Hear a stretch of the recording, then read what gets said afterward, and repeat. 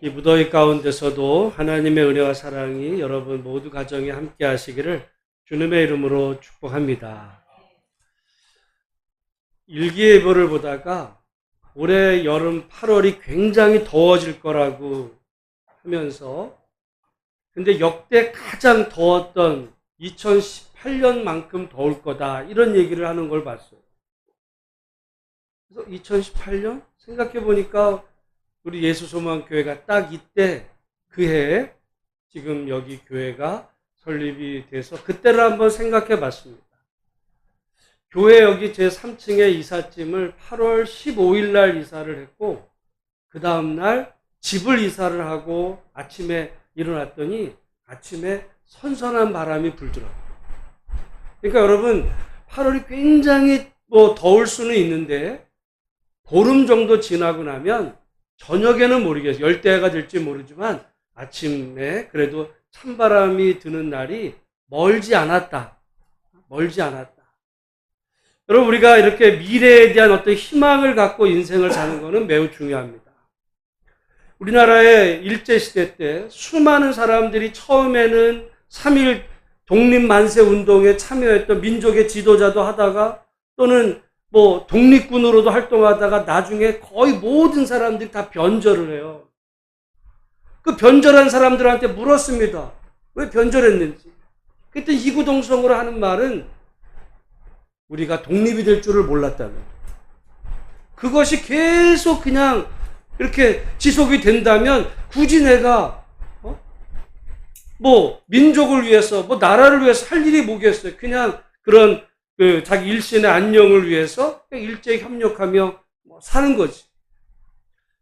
희망이 끊어질 때 사람은 변절합니다. 모든 게 다 마찬가지인 것 같아요. 우리 어떻게 보면 요즘 우리 젊은 우리 청년 세대들도 우리 나라에 대한 소망을 잃어간다면 정말 그거는 암울한 거거든요.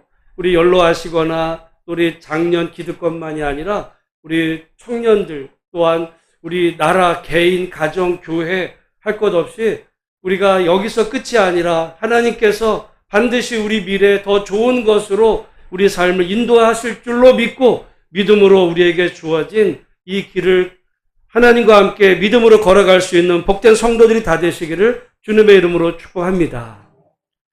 이 무더위도 마찬 것 같아요. 이 여름이 한없이 갈 것 같지만 이것도 얼마 지나고 나면 아침 저녁으로 춥다 소리 나오고요. 이제 또 눈 온다 그러고 올해 다 갔네. 금방 아마 그 소리 나올 시간이 멀지 않았어요. 오늘 정말 덥지만 여러분 제가 3층에서 거하는데요. 공교롭게 3층 제 방에 에어컨이 지금 고장이 나. 제가 한번 버텨봤어요. 지난 장마철에는 버티겠더라고요. 장마철에는 내가 버티겠는데 지난주는 정말 못 버티겠어요. 왜냐하면 장마철에는 비가 오면 그래도 저 3층에 이 온도가 죽잖아요. 근데 비가 안 오니까 저기 3층에 완전 열이 다 받은. 들어가면 게 한증막. 저 3층에 그 옆에 우리 청년들 모이라고 한 거기에 재작년에 거기를 에어컨 새 거로 바꾸는 데인데 그래서 거기 가서 여기 천국과 지옥을 왔다 갔다 지금 하고 있는데 굉장히 덥습니다. 제가 볼 때 정말 더운 것 같아요. 건강관리 잘 하시고 특별히 일부 때는 우리 권사님들 중에서도 이렇게 감기 걸려가지고 말이죠. 교회도 못 오시기도 하고 그렇습니다. 건강관리 잘 하시고 이 여름도 얼마 남지 않았다는 사실 기억하며 정말 하나님 안에서 믿음으로 승리하는 우리 모두가 다 되시기를 주의 이름으로 축복합니다. 우리가 지난주에 바울이 아테네 전도를 한 이야기를 들었어요. 아테네라고 하는 도시는 우리가 성경에서 이렇게 흘려 지나갈 어떤 그 도시가 아니라 정말 역사 속에서 가장 빛나는 도시가 있다면 로마와 아테네예요. 그 아테네가 민주주의의 싹을 틔웠던 곳이고 그 아테네가 철학자의 도시입니다. 그 유명한 소크라테스, 플라톤, 아리스토텔레스 여러분 그 사람들은 그냥 이름이 아니라 결국 그 사람들 특별히 플라톤은 기독교와 연관이 되어서 기독교의 모든 신학적인 체계는 플라톤에 의해서 나온 거예요. 플라톤을 모르면 기독교를 모릅니다. 아리스토텔레스는 특별히 르네상스 이후에 어떻게 보면 현대 모든 이 사상계와 연결되어 있을 만큼 이 아테네는 그냥 스쳐 지나갈 그런 도시가 아닌데 바로 그 아테네에서 바울이 복음을 전하고 이제 오늘 고린도에 오게 됩니다. 여러분, 아테네 가장 그 위에 섬기던 아테네의 신이 누구라고 그랬어요? 신이? 아테나입니다. 아테나. 근데 아테나라고 하는 신은 무엇에 대한 신이냐면, 여러분, 이 고대 그리스, 로마 신화에 보면 그 신들마다 영역이 있어요. 우리 기독교의 하나님은 모든 만물을 다 다스리는 이런 하나님으로 우리 믿지만, 우리 고대로만 가도 말이죠, 신들은 영역이 있다 가르쳤습니다. 왜? 바다에는 무슨 신이 있어요? 용왕신이 있고, 산에는 산신령이 영역이 있는 거예요, 영역. 또 아이를 낳으려면 삼생할매가 낳고, 이게 영역이 있어요. 아테나 여신도 영역이 있어요. 아테나 여신은 무엇에 대한 신인가 보니까 지혜와 전쟁입니다. 이거는 그냥 여신이 그렇다는 게 아니라 아테네 사람들이 무엇을 추구했다는 거예요. 그러니까 아테네 사람들은 뭘 추구했어요? 지혜를 추구했어요. 그 지혜를 추구한 결과 그 철학자들이 나오고 오늘까지 이어지는 그 철학의 흐름. 그 다음에 아테네는 그리스의 어떻게 보면 중심국가라 끊임없는 전쟁이에요. 그 전쟁에 승리해야 되니까 전쟁의 신과 지혜의 신. 여러분, 그걸 우리는 우상이라고 쉽게 말하지만 그 우상을 숭배하는 이유는 그 섬기는 사람들의 욕망의 투영이거든요. 바로 그 지혜와 전쟁의 그 도시 아테네를 떠나서 바울이 고린도에 오게 됩니다. 아테네에서 고린도까지는 약 차로 1시간 정도 지중해 이렇게 달려오면 되는데 고린도를 딱 가면요, 마치 여러분 수원에 지금 워낙 수원이 커지고 뭐 영통 뭐 그 호매실동 이렇게 넓으니까 그런데 옛날 같으면 누군가가 수원에 딱 오면 수원 중심에 큰 산이 있어요. 그 산이 뭐예요? 수원. 지금은 팔달산은 뭐 보이지도 않지만 옛날에는 팔달산이 딱 거기에 지금 여러분 수원성은 거기에 있잖아요. 옛날에 고린도를 딱 들어가면 고린도 위에 산이 하나 있어요. 그리고 그 산 위에 그 신전이 있습니다. 마치 아테네를 갔을 때 파르테논 신전이 있듯이 고린도를 들어가면 그 위에 신전이 있었는데, 근데 고린도 사람들이 섬기던 신이 누구냐? 그 신이 여러분 우리가 예전에 보면 요즘은 그 선전 안 하는 것 같은데 여성복 이런 송내의 선전할 때 사랑의 뭐라 그래요? 사랑의 비너스. 그 비너스가 신 이름이에요. 근데 그 신 이름이 로마의 이름입니다. 근데 이 그리스의 이름으로 보면 그게 아프로디테예요. 아프로디테. 그럼 아마 그리스 로마 신화와 관계되는데 아프로디테는 무슨 신이냐면 사랑의 신입니다. 여러분, 그렇다면 아테나라고 하는 신을 섬기던 아테네 사람들은 지혜와 전쟁을 추구했다면 지금 아프로디테 비너스를 섬겼던 고린도 사람들이 제일 추구했을 게 뭐예요? 쾌락. 실제로 조금 전에 말씀드렸던 고린도 위에 그 산 위에 보면 신전에서 이제 아프로디테를 섬겼는데 거기에 보면 바울 당시에 약 1000명의 신전 창기들이 있었다고. 그러니까 누군가가 아프로디테한테 섬기면서 신을 섬기러 가가지고는 신전 창기들하고 문란했던 도시가 이게 고린도입니다. 그러니까 고린도는요, 향락의 도시고 정말 성적으로 문란했던 도시예요. 바로 지금 바울이 바로 거기를 들어간. 거기가 얼마나 문란했었던지 우리 한번 여러분 고린도서를 한번 찾아보면 거기에 그 이야기가 조금 흔적으로 남는데 고린도전서 6장 9절을 보시면 고린도전서 6장 9절 같이 한번 읽어보겠습니다. 시작. 불의한 자가 하나님의 나라를 유업으로 받지 못할 줄을 알지 못하느냐. 미혹을 받지 말라. 음행하는 자나 우상 숭배하는 자나 간음하는 자나 탐색하는 자나 남색하는 자나. 여러분, 왜 고린도전서에 이 말이 나오겠어요? 사람들이 이랬다는 거예요. 그러니까 여러분, 이 어떤 도시의 영적인 흐름이라는 것은 굉장히 중요합니다. 우리가 지난번에 베레아 사람들은 어땠어요? 바울이 전한 말 그런가 하여 하나님의 말씀을 상고하는 사람들이 베레아하고, 또 아테네 사람들은 뭔가 새로운 게 있으면 이게 뭔 소리지? 하고서 그 일에 시간을 쏟는 사람들이라고 한다면, 고린도 사람들은 어디에 시간을 제일 많이 써요? 문란하게 사는데 물질을. 그래서 여기 보면 아주 여기 탐색, 남색, 간음, 음행 똑같은 말 같지만요.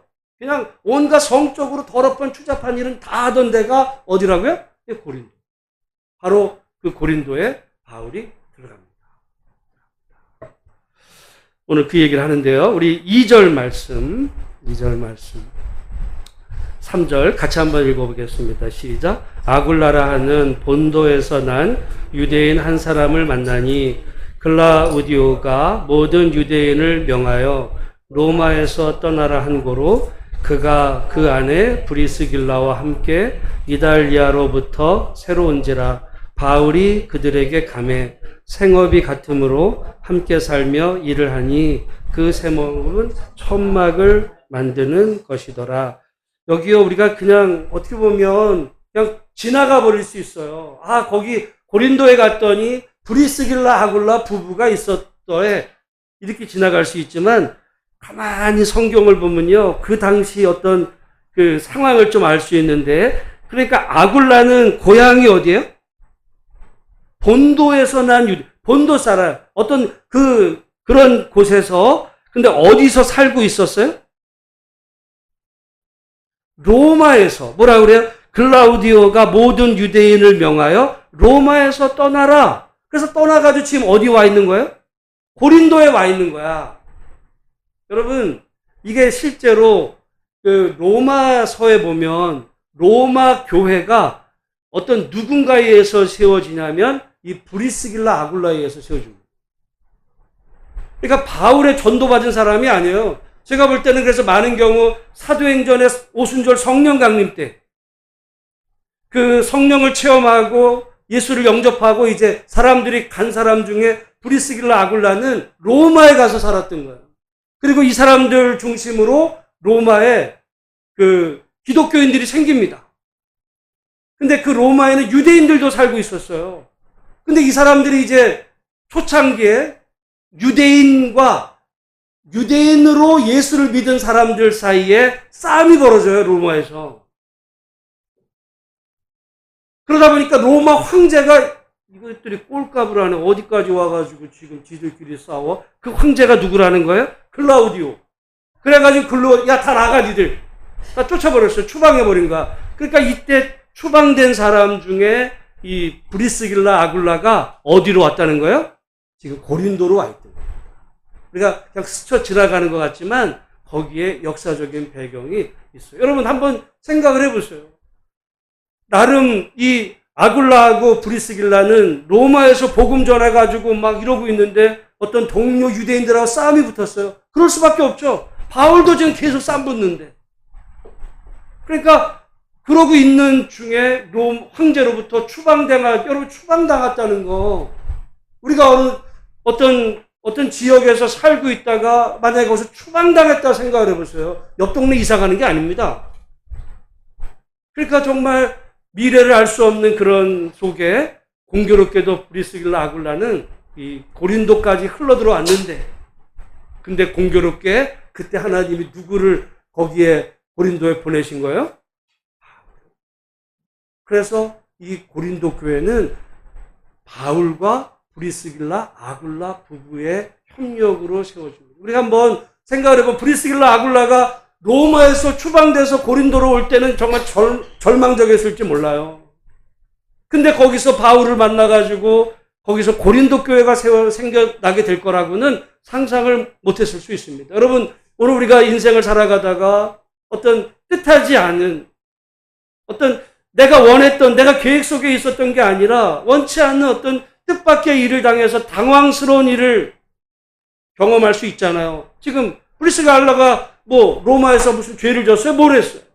근데 추방을 당해가지고 어려움에 처했는데 공교롭게 그것이 하나님의 역사에 오히려 하나의 계기가 된 것. 거기서 바울을 만나게 되고 또한 고린도 교회가 세워지고 여러분 하나님 나라의 정말 기둥 같은 일꾼으로 세워지게 된 것을 보면 우리가 믿음으로 살다가 뜻하지 않게 원하지 않게 일어난 어떤 그 일이라 할지라도 우리가 그것을 다 알 수는 없어요.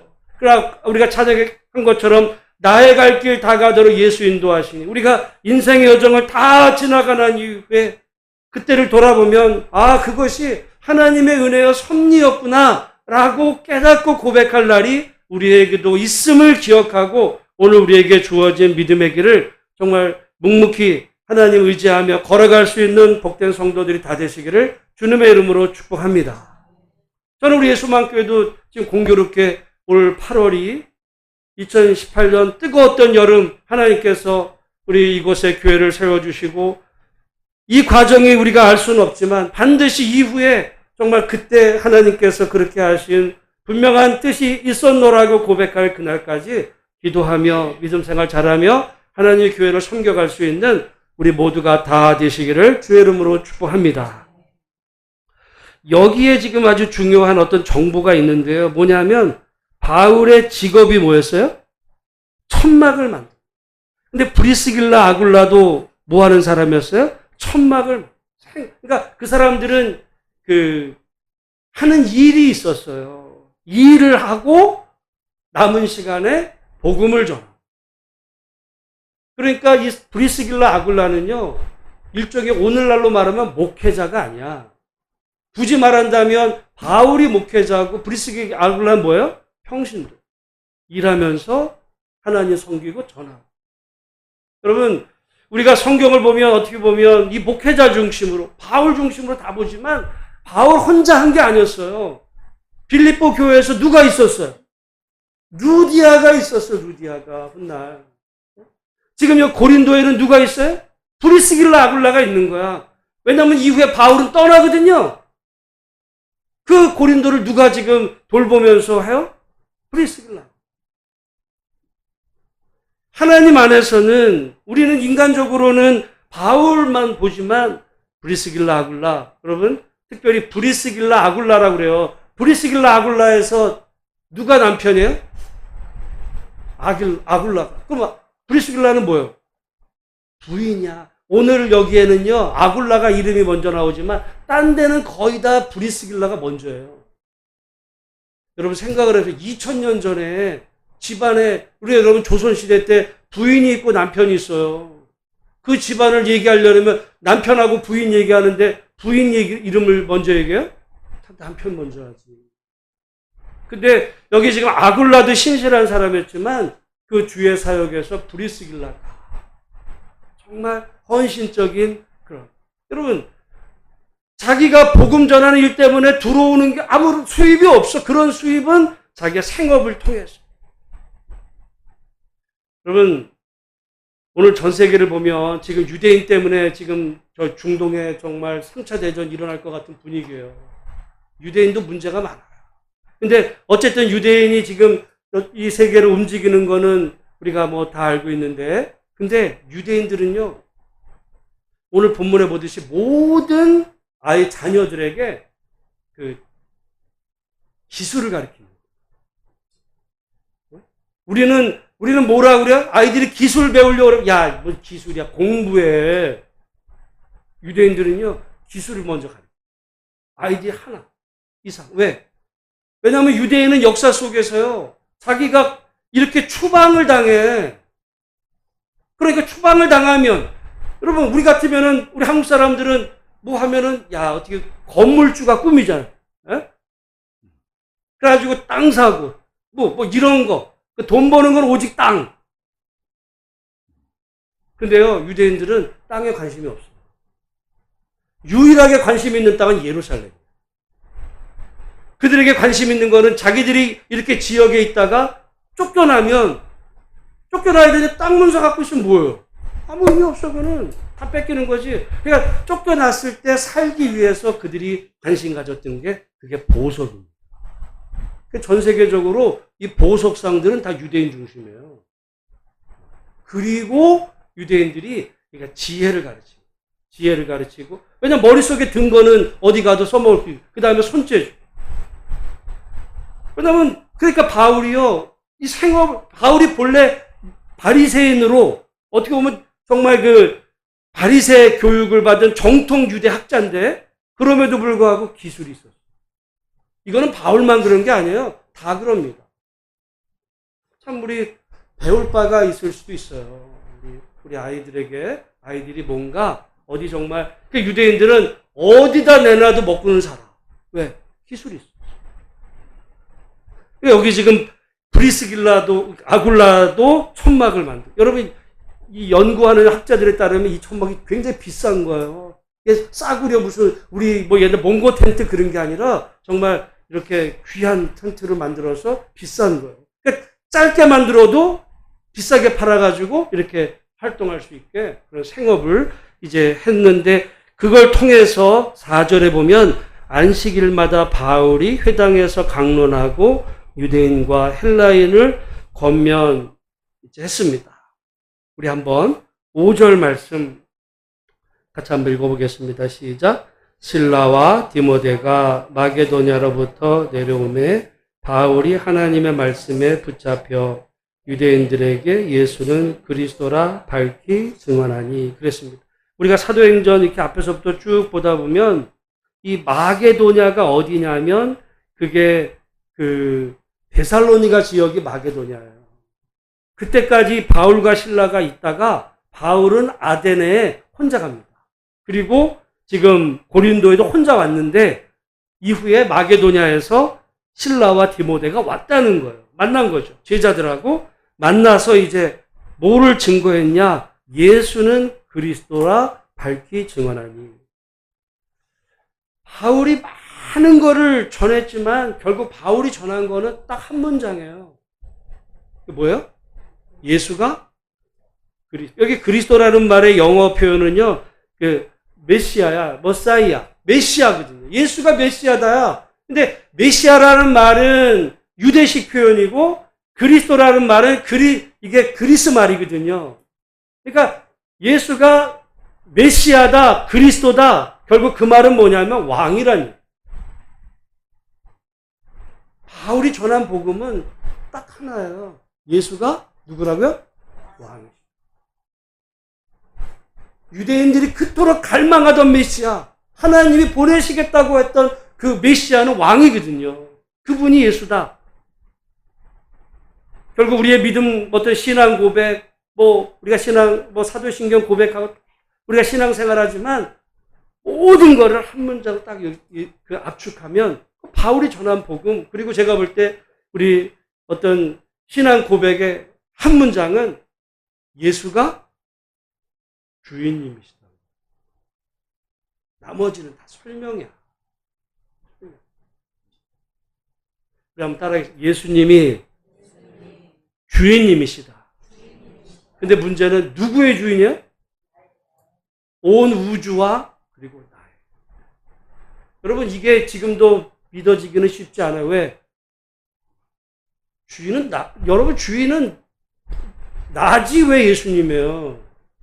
여러분 은행에 어떤 예를 들어 집문서가 있어. 그거 누구 거예요? 그거 내 거지 무슨 예수님 거야. 우린 다 그래요. 다 내 거야.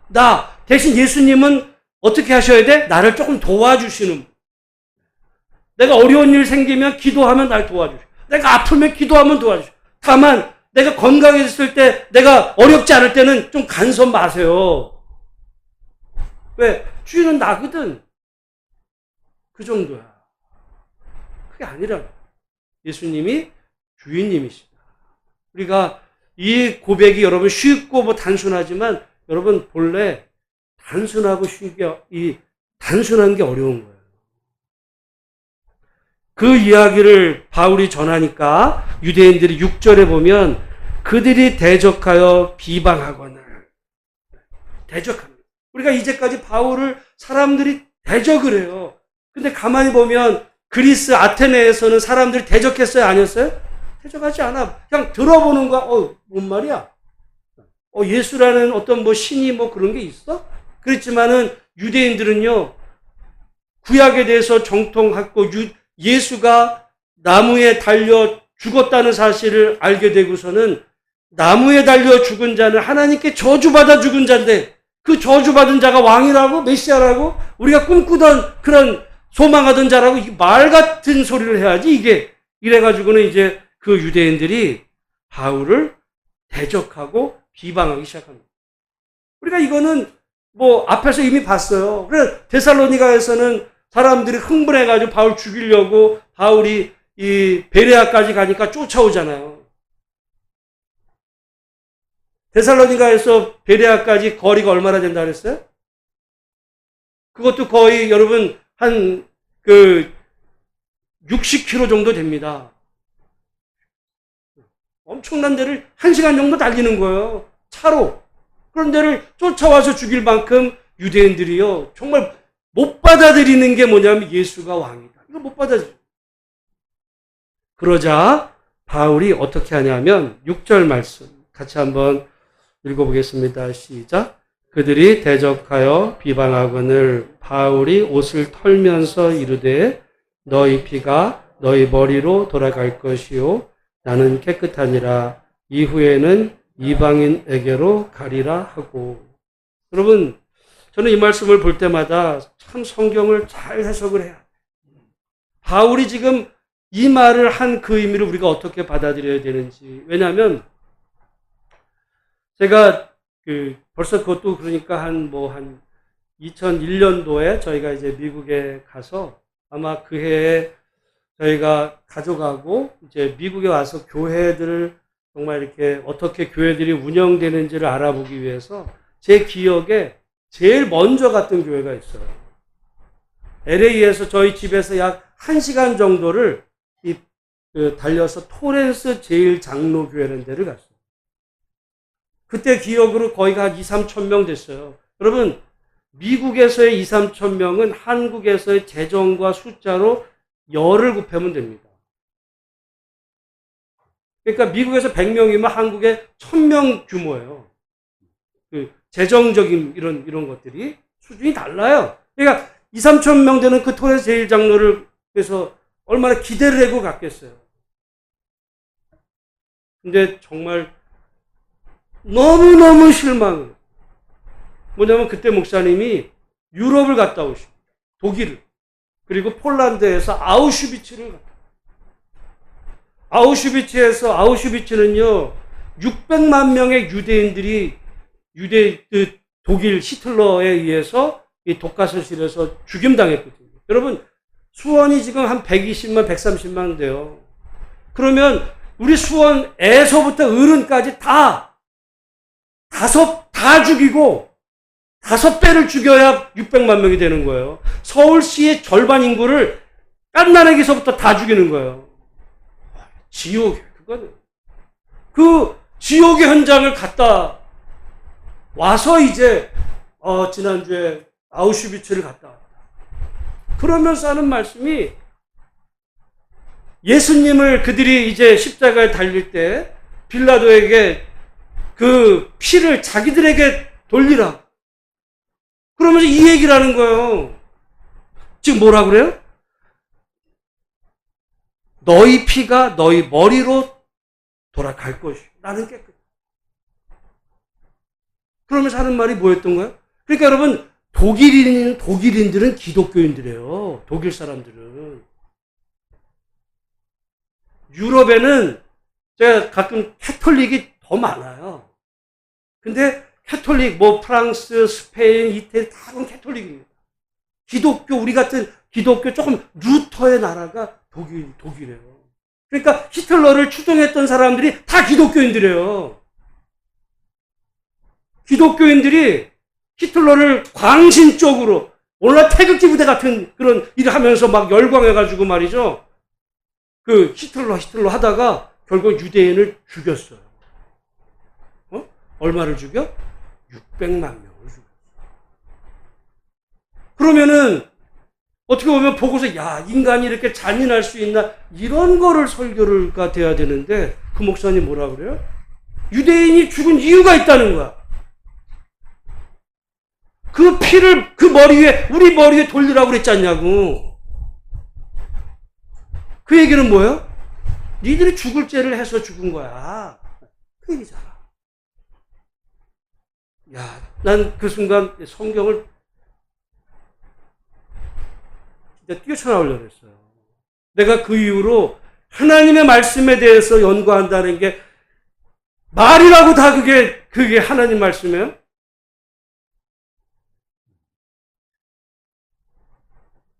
예수의 이름으로 600만 명의 누군가를 안 믿는 사람이라고 죽여놓고, 이건 하나님이 2000년 전에 니들이 예수님을 부정한 어떤 죄의 결과. 여러분, 그러면은 지금 누군가가 예수 안 믿는 사람을 죽여도 되는 거예요? 설교해야지. 그걸 설교라고 하네. 근데 지금도 생생해요. 여러분, 이 말은 어떻게 보면 제가 볼 때 이 말은요, 어떻게 보면 바울의 그냥 탄식이에요. 속상해서 한 말이야. 하나님의 말씀이라고 보기 어려워요. 왜냐하면 뭐라 그래요? 바울이 나는 깨끗하니라 이후에는 어디에게로 가리래? 이방인에게. 그래서 실제로 이방인에게로 갑니다. 7절 말씀 같이 한번 읽어보겠습니다. 시작. 거기서 옮겨 하나님을 경외하는 디도 유스도라 하는 사람의 집에 들어가니 그 집은 회당 옆이라. 8절 또 회당장 그리스보가 온 집안과 더불어 주를 믿으며 수많은 고린도 사람들도 듣고 믿어 세례를 받더라. 여러분, 바울은 지금 유대인한테 질려가지고 나 너 같은 것들 상대 안 해. 나는 이제 유대인하고는 내 손 씻었어. 니들이 뭐 저주를 받든 피를 당하든 나는 상관없어. 나는 이제 이방인에게로 갈 거야. 그랬는데 8절에 보니까 회당장 그리스보가, 여러분 회당장이면 회당의 장이에요. 그러니까 교회로 말하면 담임 목사야. 절로 말하면 주지 스님이에요. 근데 그 그리스보가 어떻게 했다는 거예요? 예수를 믿었어. 그러면 이 회당장은 유대인이 아니에요? 유대인이야. 나는 이걸 보면서 바울도 이 말을 유대인들이 마땅히 예수를 부정했기 때문에 죽어도 되는 무슨 어떤 예언적인 말씀으로 이 본문을 보는 게 아니고요. 이거는 바울의 투정이야. 내가 이렇게 복음을 전했는데 거부하고 배방하니까 난 싫어 이제. 나 니들하고 끝나고 나는 이제 이방인에게로 갈래 그랬는데 하나님께서는 공교롭게 회당장임인데? 성경은 여러분 이게 제가 성경을 해석할 수 있었던 건 제 본래 전공이 나는 문학이기 때문에 난 가능했다. 이건 내러티브, 이야기지. 흐름이. 그래서 바울이 이랬을 때 하나님은 두 가지 방식으로 바울을 돌이키는데, 하나는 회당의 유대인들 전혀 막 비방하는데 그들의 대빵이 믿게 된 거예요 지금. 그리고는 9절 10절 말씀 같이 한번 읽어보겠습니다. 시작. 밤에 주께서 환상 가운데 바울에게 말씀하시되 두려워하지 말며 침묵하지 말고 말하라. 내가 너와 함께 있음에 어떤 사람도 너를 대적하여 해롭게 할 자가 없을 것이니 이는 이 성중에 내 백성이 많음이라 하시더라. 바울은요 여기 떠나고 싶었어. 한마디 거지 같은 인간들 내가 너희들 상대 안 해. 이러고 떠나려고 했는데 하나님께서 회당장 그리스보를 회개시키고 그날 밤에 환상 가운데서 두려워하지 말며 침묵하지 말고. 여러분, 하나님께서 두려워하지 말라. 왜 두려워하지 말라라고 말씀하실까요? 바울이 두려워하고 있었거든요. 왜냐하면 이제까지 전하면 다 반대하고 비방하고 대적하니까 말하기도 싫지만 두려운 거예요. 받아들일 기미가 안 보이는데 왜 그걸 내가 나 이제 여기 가능성도 없는 이런 인간들 다 떠나가지고 내 복음을 정말 받아들여 이방인한테 가리라. 그랬더니 하나님이 두려워하지 말고 두려워하지 말고 침묵하지 말고 말하라. 누구에게 말하라는 거야? 유대인에게도 말하라는 거야. 내가 너와 함께 있음에 어떤 사람도 너를 대적하여 해롭게 할 자가 없을 것이니 이는 이 성 중에 내 백성이 많음이라. 그랬더니 저는 중요한 게 11절입니다. 11절 같이 읽겠습니다. 시작. 1년 6개월을 머물며 그들 가운데서 하나님의 말씀을 가르치는. 바울은 아까 어떻게 하려고 그랬어요? 그냥 떠나려고 그랬어. 나 이방인에게 간다. 그랬더니 하나님께서 두려워하지 말고 말해. 내가 너와 함께 할 거야. 그랬더니 어떻게 해요? 1년 6개월을 머물렀어요. 여러분, 우리가 이제까지 지금 바울이 이렇게 선교 여행을 오면서 어떻게 보면 기간을 말했을 때 우리가 가령 어디에요? 지금 데살로니가에서도 세일하면 며칠 하랬어요? 3주에 약 한 달이야. 그리고 베레아도 얼마 안 있었어요. 아테네도 얼마 안 있었어. 근데 고린도에 제일 길게 머물러요. 바울의 계획은 뭐야? 여러분, 바울 계획으로는 사실 고린도 생각을 해보면 고린도가 무엇의 도시라고 그랬어요? 향락의 도시야. 바울이 여기서 밤이면 가서 자기도 즐기면서 향락하면서 좋은 것 이러면서 바울의 입장에서는 고린도가 견딜 수가 없는 거예요. 근데 복음 때문에 와 있는데 정작 반대한다면 아니 내가 복음 전할 때 여기밖에 딴 데 가지. 바울의 생각이야. 근데 하나님이 두려워하지 말고 침묵하지 말고 말하라. 그 순간에 바울은 그냥 멍. 여러분 쉬울 것 같죠? 우리가 믿음 생활이 잘 안 되는 게 내 계획이 있어요.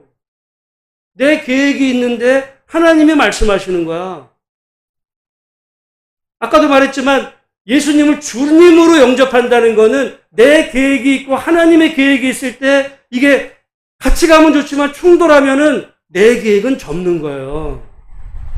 그것이 예수를 주로 영접하는 거야. 인정하는 거. 근데 보통은 내 계획과 하나님의 계획은 몰라.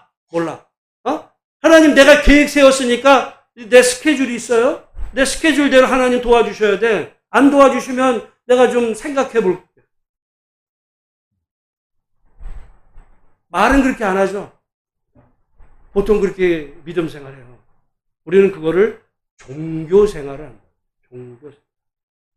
우리가 군회를 가면 일요일 날은요, 종교 활동을 해요. 교회 다니는 애는 교회로. 절에 갈 애는 절에로. 일요일마다 자기 종교 따라가는 거야. 난 그래서 처음에 군대 입대해가지고 종교 생활? 종교 활동? 가만히 생각해보면 여러분, 오늘 우리가 종교 생활하고 있다면 하나님의 뜻은 별 관심이 없어요. 내 뜻으로 가야지. 그래서 바울이 내가 결정했어. 여기 유대인들 내 질렸고 고린도라고 하는 향락의 도시 내가 여기 나 싫어. 그냥 내가 남자가 말이야 칼을 한번 뽑았으면 무라도 쓸어야지. 내가 말을 했는데 내가 거기 눌러 앉아? 이랬을 거야. 근데 하나님께서는 앉아. 그리고 침묵하지 말고 말해. 만약에 바울이 몰라요. 나는 내가 한번 말했는데 남자가 그러고서 여러분 그냥 나 여기서 떠나서 나 딴 데 갈래요. 그러면 어떻게 됐을까요? 바울은 거기서 끝난 거예요. 여러분 오늘 나는 바울의 위대함이 여기 있다 생각해요. 그리고 신앙은 그래야 돼. 우리는 무슨 종교 생활을 하는 거예요. 계획은 내가 세워. 내가 주인이야. 하나님은 도우시는 거예요. 서포터죠. 로드가 아니에요. 예수는, 바울은 예수가 주인님이시다 가르친 것만이 아니라 자기의 계획이 있을 때 주님이 아니야, 너 가지 말고 남아. 그리고 전해. 그러니까 바울이 1년 6개월. 여러분 1년 6개월이 짧은 시간이 아니었어요. 이전에는 잠깐 떠났어. 근데 여기서 그 과정에서 고린도 교회가 세워졌어요. 고린도 교회는 이런 배경으로 예전에 목사님들하고 한 10여 년 전에 노예에서 성지순례 아테네를 거쳐서 고린도를 들어갈 때 저희들이 고린도를 딱 들어가던 그날이 바울 기념일이었어요. 1년에 한 번 그 그리스 정교회는요, 누구누구 기념일이 있어요. 그날이 공교롭게 바울 기념일이었어요. 정말 들어가면서 아까 말한 수원의 저 팔달산 보듯이 그 아크로 코린투스 그 산이거든요. 아크로 코린투스의 그 산에. 정면으로 보입니다. 물론 2000년 후에 왔지만은 그때 보면서 바울을 생각하며 지냈던 기억이 말씀을 준비하면서 정말 옛날 회상들이 떠오르는데, 여러분 그렇게 애정을 쏟아부었던 고린도 교회가 그런 과정으로 지금 탄생합니다. 모쪼록 여러분 다른 거는 다 잊어도 지금 바울이 자기의 계획과 하나님의 뜻이 달랐을 때 바울은 그냥 자기 계획을 그냥 접어요. 그리고 하나님 말씀에 순종합니다. 그게 즉각 순종입니다. 아니, 하나님 생각 좀 해보고요가 아니에요. 그리고 그것이 바울의 믿음이고 오늘 우리의 믿음이에요. 근데 우리는 여러 가지 토를 달죠. 하나님을 설득하려고 그래. 그건 종교생활. 오늘 그런 의미에서 정말 이 바울의 순종과, 그러니까 바울도 인간이에요. 화가 나니까 얘기해버린 거야.